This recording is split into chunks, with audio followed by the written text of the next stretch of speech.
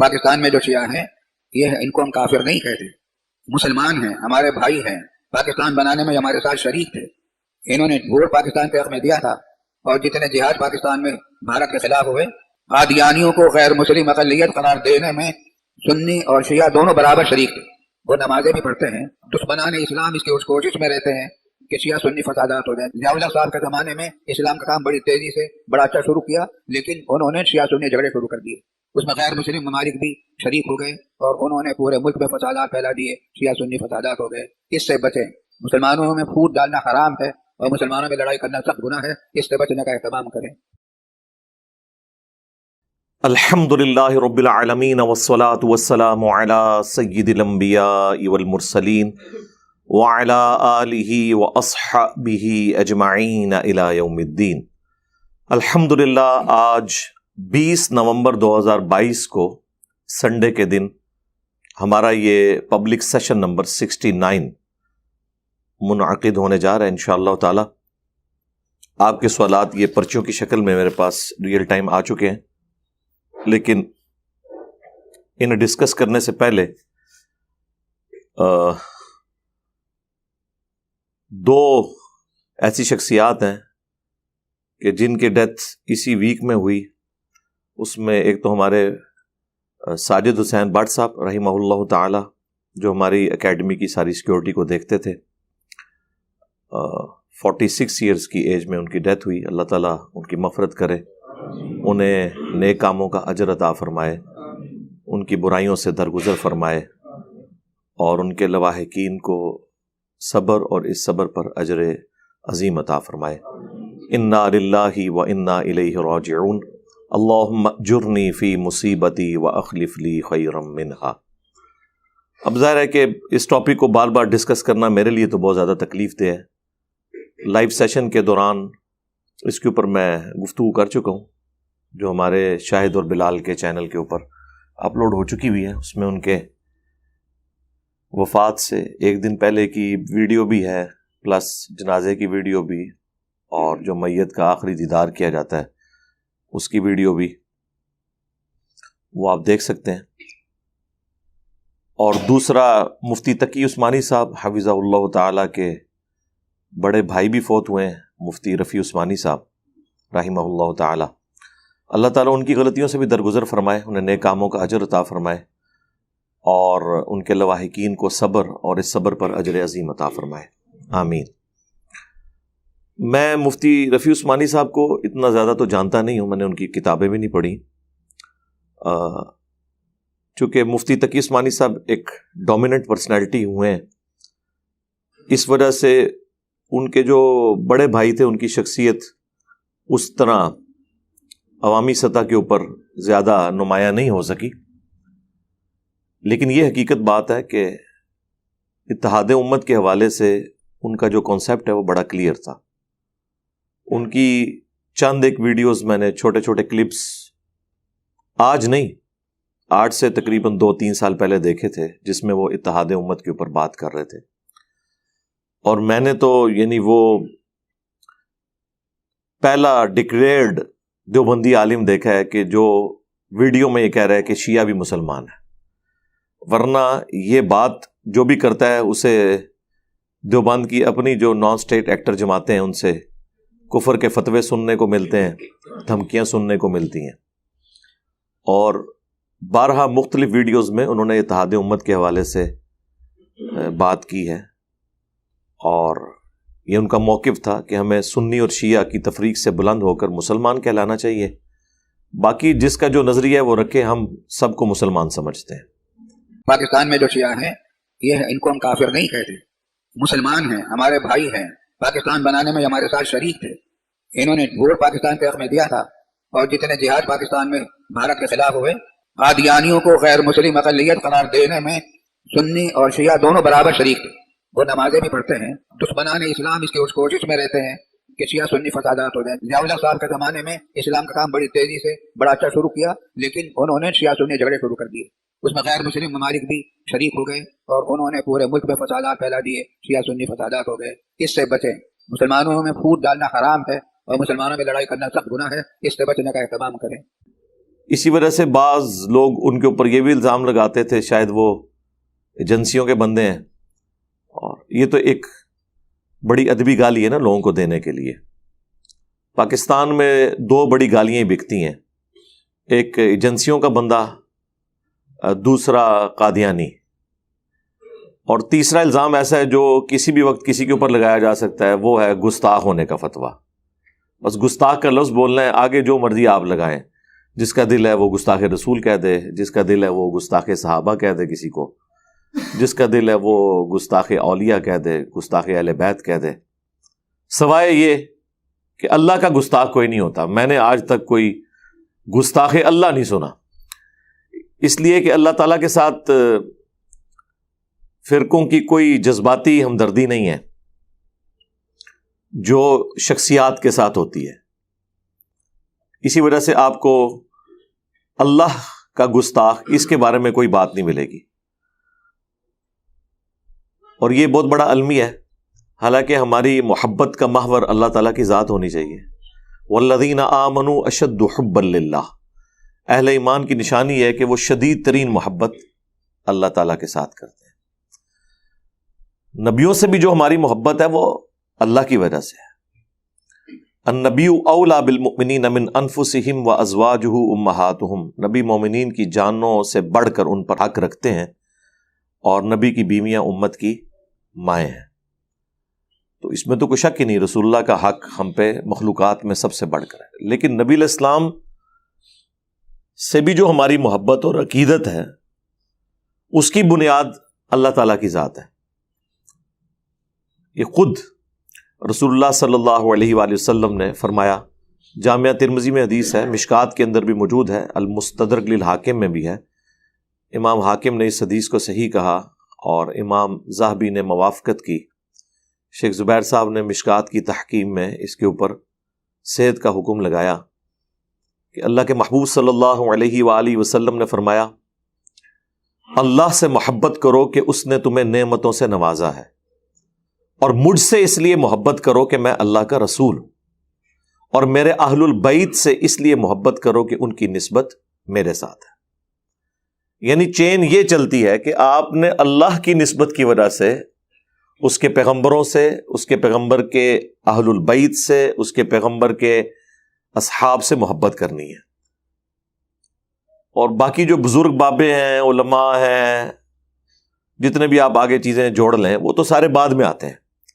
لیکن یہاں پر یہ ہے کہ اللہ اور اس کا رسول پیچھے رہ جاتے ہیں، اور لوگ بزرگوں کے ساتھ، بابوں کے ساتھ اپنی عقیدت رکھتے ہیں، اور ان کی بنیاد کے اوپر اپنے معاملات لے کے چلتے ہیں، اور دوستی اور دشمنی کا معیار رکھتے ہیں، یعنی بالکل الٹ چل رہے ہیں۔ اور بعض لوگ تو ویڈیوز میں آ کے بانگے دول یہ کہتے ہیں کہ ہم تو اللہ رسول کو بھی مانتے ہیں تو ان کی وجہ سے مانتے ہیں۔ ہاں، یہ تو اعلانیہ وہ کہتے ہیں۔ اور اس فتنے کا بانی جو ہے نا وہ شیخ احمد سرہندی ہے، جسے دیوبند، بریلوی اور ایون اہل حدیث بھی اپنی اگنورنس کی وجہ سے بہت بڑا بزرگ مانتے ہیں۔ شیخ احمد سرہندی 1034 ہجری میں فوت ہوئے ہیں۔ انہیں مجدد الف ثانی یعنی اگلے آنے والے 1000 سال کا مجدد کہا جاتا ہے۔ اور جاہلیت کا یہ عالم ہے کہ لوگوں کو یہ پتہ ہی نہیں ہے کہ مجدد تو 100 سال کا ہوتا ہے، جو ابو داؤد کے اندر حدیث ہے، اور المستدرک للحاکم میں حدیث موجود ہے، مشکات میں بھی ہے، کہ اللہ تعالیٰ اس امت میں ہر صدی کے کنارے کے اوپر ایک ایسا شخص بھیجے گا جو دینی معاملات میں تجدیدی کام کرے گا۔ یہ نہیں ہے کہ وہ نیا دین لے آئے گا، مراد یہ کہ جو وقت کے تھپیڑوں کی وجہ سے ایک 100 سال کے اندر ڈیویشن آ جاتی ہے، تو وہ شخص آ کے ان سارے معاملات کی اصلاح کر دے گا۔ اور اس میں بس 2 ہی مجدد ہیں جن کے اوپر پوری امت متفق ہے، ایک پہلا اور ایک آخری۔ بیچ میں جو ہے وہ اختلاف ہے، اور اب تو اختلاف اس لیول کا ہے کہ ہر فرقے کا اپنا مجدد الگ ہے۔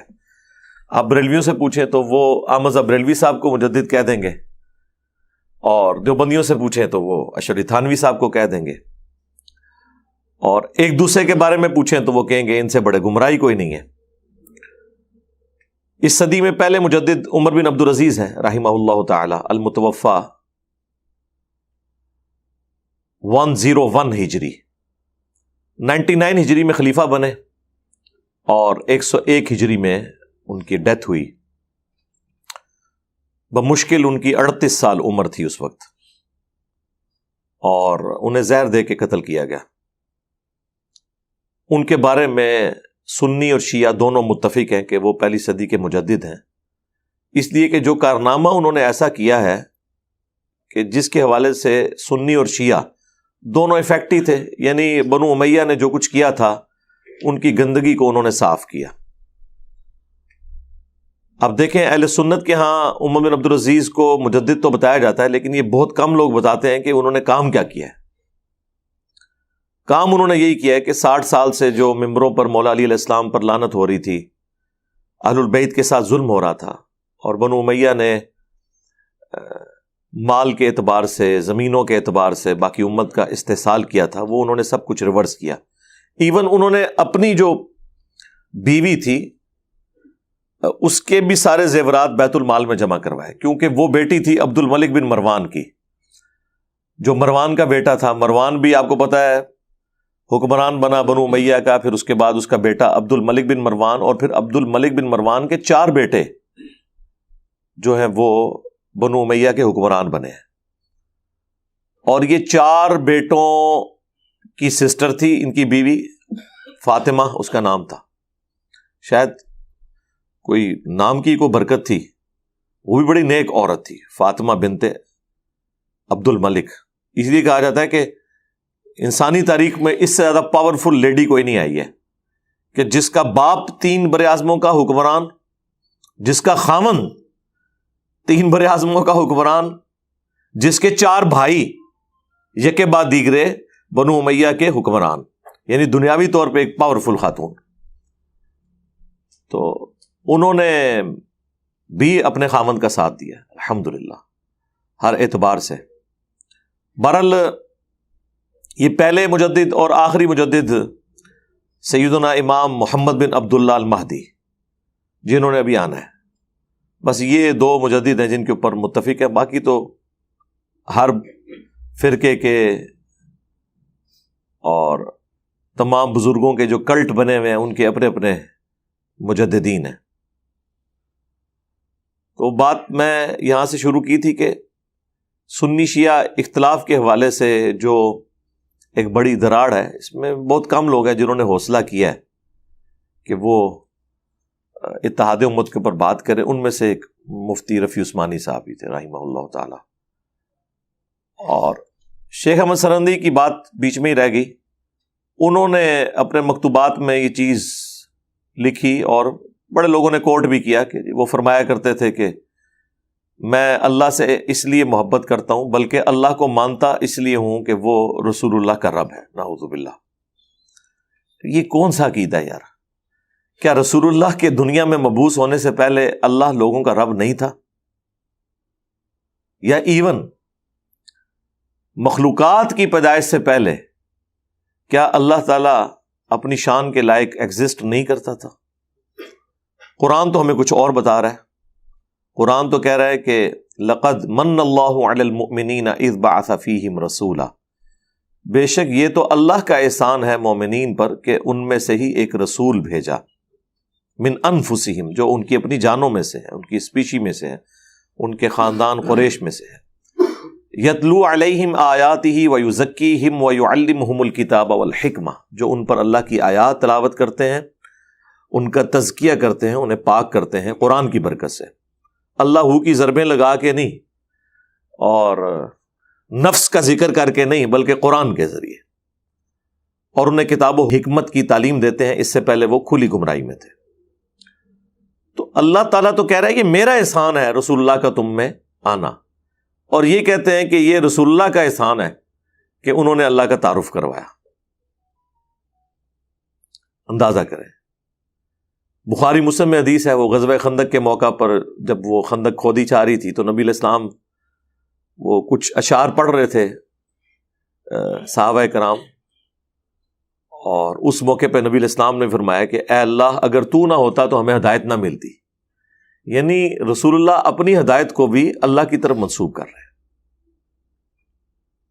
قرآن میں ہے نا وَوَجَدَكَ ضَالًّا فَهَدَىٰ، اے نبی ہم نے آپ کو اپنی محبت میں خود رفتہ پایا تو آپ کو ہدایت کی اعلیٰ ترین منزل تک پہنچا دیا۔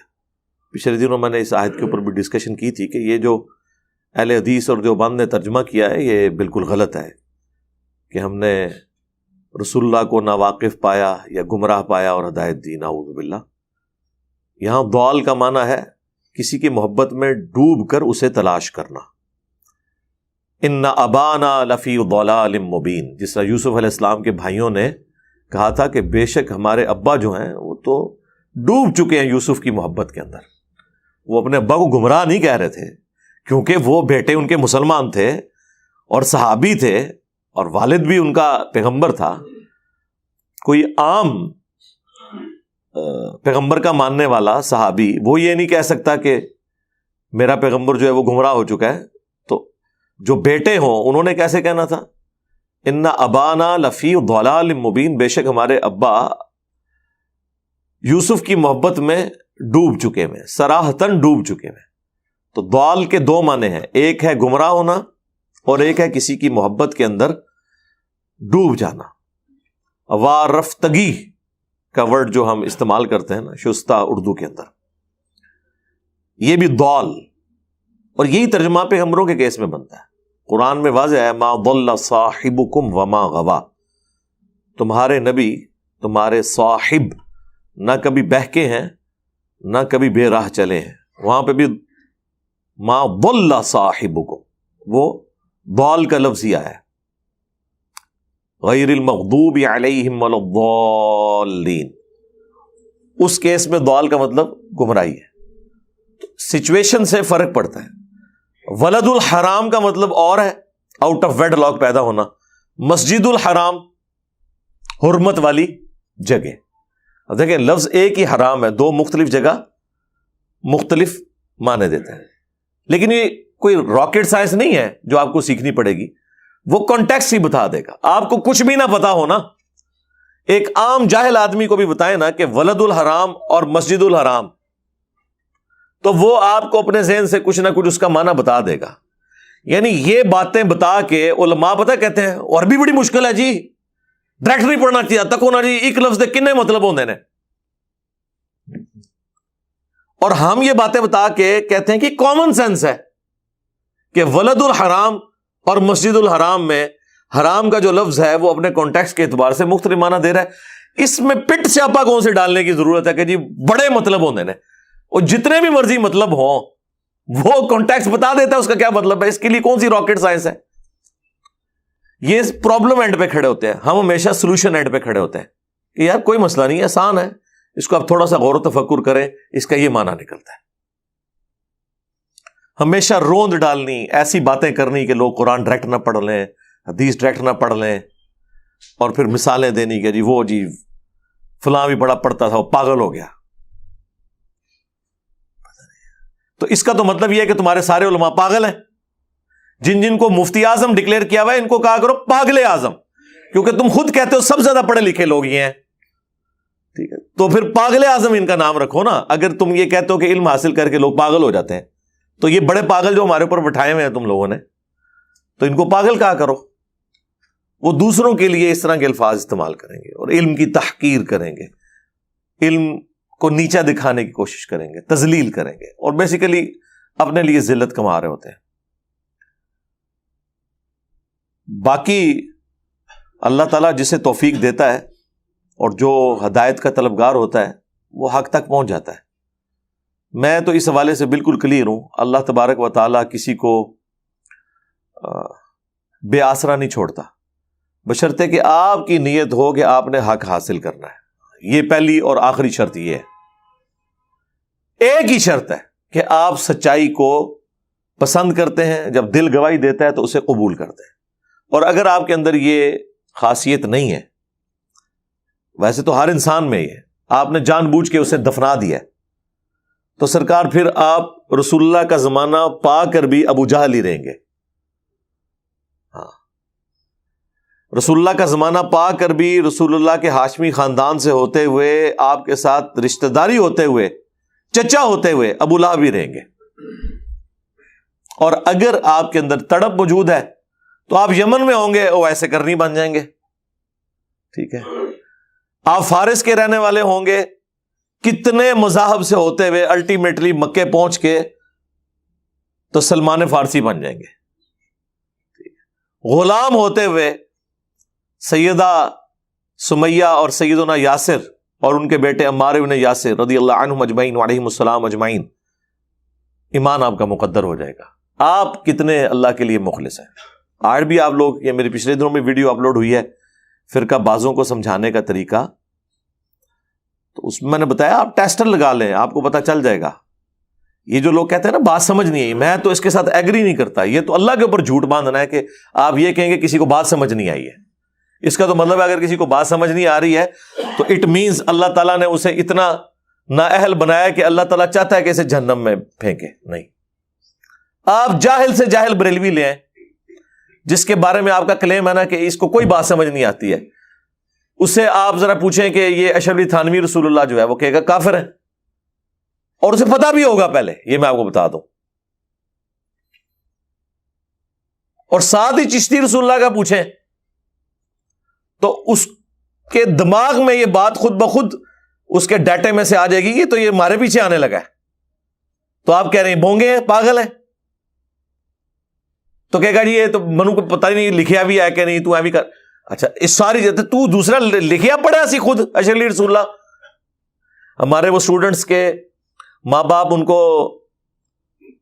کہتے ہیں جی ہمارے بزرگ پاگل تھے, تم لوگوں نے نیا طریقہ نکال لیا ہے, یہ کہاں لکھا ہوا ہے؟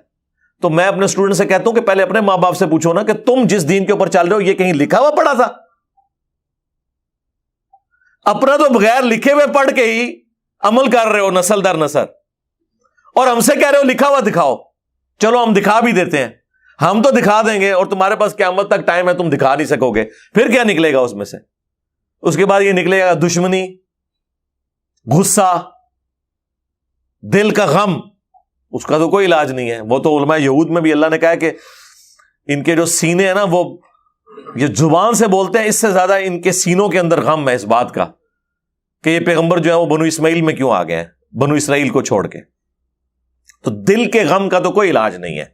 اگر کسی کو یہ غم لگ گیا نا کہ میرا فرقہ کو غلط نکل آیا, تو بجائے اس کے اوپر رونا رونے کے اللہ کا شکر ادا کریں کہ وہ فرقہ غلط نکلا, اس کے باوجود اللہ تعالیٰ نے مجھے اس میں سے بچا لیا. اس چیز کی خوشی آپ کے اس غم پر بھاری ہونی چاہیے, بجائے یہ کہ آپ روگ لگا کے بیٹھ جائیں. یہ اکثر لوگ یہی روگ لگا کے بیٹھے ہوئے, ابا جی بھی ساڈے دا مطلب ہے وہ تے تہجد گزار سن. صرف تہاڈا ہی ابا تہجد گزار سی؟ دیوبندیوں کے ابے تہجد گزار نہیں ہے, شیعہ کے ابے تہجد گزار نہیں ہے, قادیانیوں کے ابے تہجد گزار نہیں ہے, تو بریلویوں کے ابے بھی اگر تہجد گزار ہیں تو اس سے کیا فرق پڑا؟ کیا یہ کرائٹیریا ہے؟ کرائٹیریا ہے علم, قرآن و سنت کے دلائل کی روشنی میں چیزوں کو ماننا. اگر آپ نے کرائٹیریا یہ رکھنا ہے کہ میری جذباتی ایفیلیشن ہے تو اس کا تو کوئی علاج نہیں میرے بھائی. وہ تو پھر آپ پوری زندگی اسی طرح سرگردہ رہیں گے. لہٰذا میں بالکل اس ڈاکٹرن کو نہیں مانتا کہ لوگوں کو سمجھ نہیں آتی یا وہ بےچارے اتنے اگنورنٹ ہیں. نہیں, جب آپ نے بتا دیا ان کی بوتھیاں آپ کو بتائیں گی. وہ جو مکاری اپنے چہرے سے کر رہے ہوں گے نا, وہ آپ کو مکاری بتا رہی ہوگی کہ اس کو سمجھ آ گیا ہوا ہے, صرف یہ ٹیک چالیاں کر رہا ہے, چاہے وہ آپ کا ابا ہو یا آپ کا دوست ہو. اس کی مکاری آپ کو نظر آئے گی کہ یہ مکاری کر رہا ہے اس وقت, تو وہ مکاری اپنے ساتھ ہی کر رہا ہے. ہماری بلا سے پوری دنیا جہنم میں چلی جائے, کسی کے جہنم میں جانے سے مجھے کیا فرق پڑتا ہے؟ یہ تو قرآن میں لکھا ہے کہ قیامت والے دن انسان اپنے ماں باپ سے بھاگے گا, بیوی بچوں سے بھاگے گا, اور اس سے بڑھ کر اللہ تعالیٰ فرما رہا ہے انسان یہ بھی کہے گا کہ مجھ سے میرے بچے, میری بیوی سب کچھ لے لے, یا اللہ مجھے چھوڑ دے. اس سے سخت جملہ کوئی ہو سکتا تھا؟ وہ بیوی بچے جن کے پیچھے لوگ حلال اور حرام کی تمیز نہیں کرتے, قیامت والے دن اللہ تعالیٰ قرآن میں فرما رہا ہے, یہ کوئی حدیث بھی نہیں ہے کہ آپ اس کے اوپر کہیں کہ پتہ نہیں صحیح ہے کہ نہیں, یہ قرآن میں لکھا ہوا ہے. پارہ نمبر 30 کھولیں تو یہی سارا ٹاپک ہے. سورہ عبس کے اندر اینڈ پہ اللہ تعالیٰ فرما رہا ہے کہ وہ اپنے تمام رشتہ دار قربان کرنے کے لیے تیار ہو جائے گا, بیوی بچے دے کے کہے گا کہ یا اللہ مجھے چھوڑ دے.